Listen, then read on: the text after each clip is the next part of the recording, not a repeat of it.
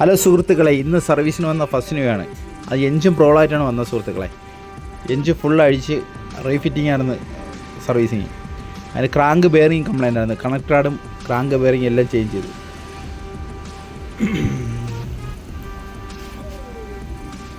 സുഹൃത്തുക്കളെ, ഈ വണ്ടി കൊല്ലത്തുനിന്ന് കൊണ്ടുവന്ന വണ്ടിയാണ് സുഹൃത്തുക്കളെ. നമ്മളെ പഴയ കസ്റ്റമർ ഇഞ്ഞു കൊണ്ടുവന്നു, കൊല്ലത്തുനിന്ന് കൊണ്ടുവന്നുണ്ട്.